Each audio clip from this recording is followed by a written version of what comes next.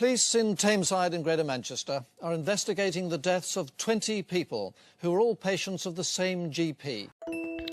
In today's video, we'll be looking at the story of Harold Shipman, one of the most prolific serial killer in the history of the UK.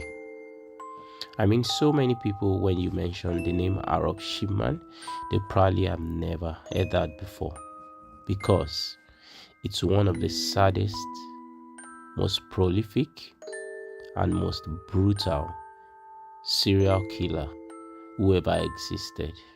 And if this man had not been caught, it would have led to the murder of more than 1,000 people. Before we talk so much, we'll be looking at this story deeply, why this could have happened, and could anything have been done to stop these murders. Hello everybody, welcome to my channel. This is your go-to true crime story channel, where we talk about everything that happens all around the world. And in this particular episode, I would want to state the obvious, which is viewer discretion is advised. So if you have any reason to be disturbed by any of this content, kindly stop watching the video at this point, because horrific crimes will be talked about. Harold Shipman was born on January 14, 1946 in Nottingham, England. He was the second of 4 children in a working-class family. His early life was marked by tragedy when his mother, Vera, passed away from lung cancer when he was just 17. This event had a profound impact on Shipman, particularly because of the morphine administered to ease her pain, a detail that would later come chilling.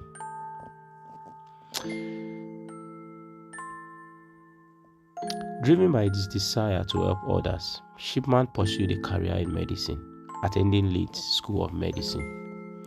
He graduated in 1970 and began his career as a general practitioner in Tomorden, West Yorkshire. However, early signs of trouble emerged when he was caught forging prescriptions of his own to use methamphetamine, a very powerful painkiller. This led to his first brush with the law, and he was fined and sent to a drug rehabilitation program.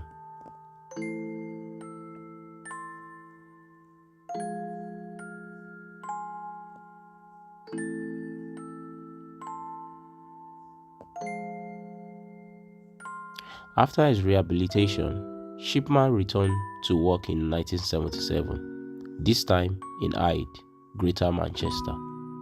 It was here this murderous spree began. Posing as a carer and a passionate doctor, Shipman targeted his most vulnerable patients, the elderly women. His method was very simple and deadly. He would administer a lethal dose of morphine, the same drug used by his mother during the late stage of her life. And after doing this, Shipman would alter medical record and make the deaths look so natural. Shipman's killings were methodical and horrifyingly efficient. Over the course of over 25 years, he is believed to have murdered between 215 and 250 patients. Although the true numbers may never be known, what makes Shipman's crime particularly terrifying is how he was able to hide in plain sight, taking advantage of the trust placed in him as a medical professional.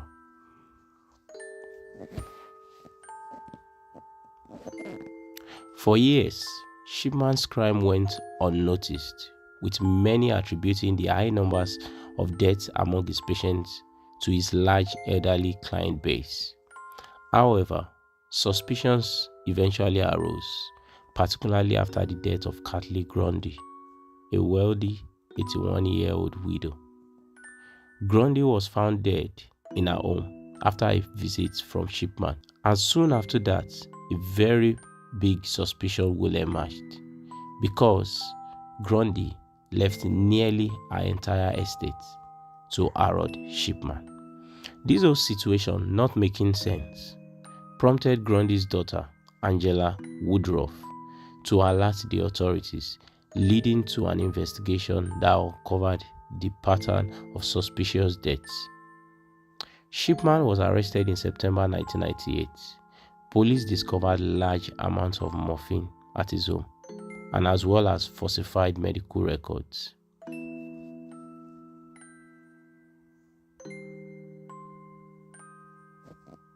Shipman's trial began in October 1999. He faced 15 charges of murder, all relating to female patients who had died between 1995 and 1998.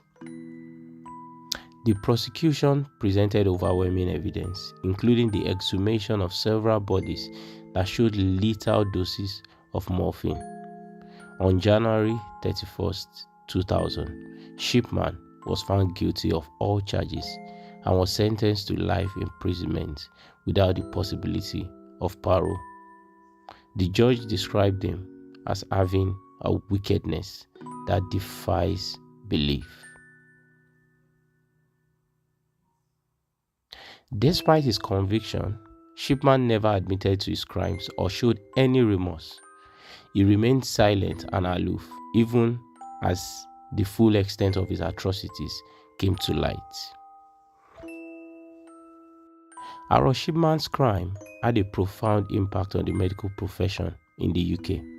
His case led to sweeping changes in the way deaths are recorded and investigated. The Shipman Inquiry, a government investigation into his crimes, resulted in tighter regulations on controlled substance and a more rigorous approach to certifying deaths.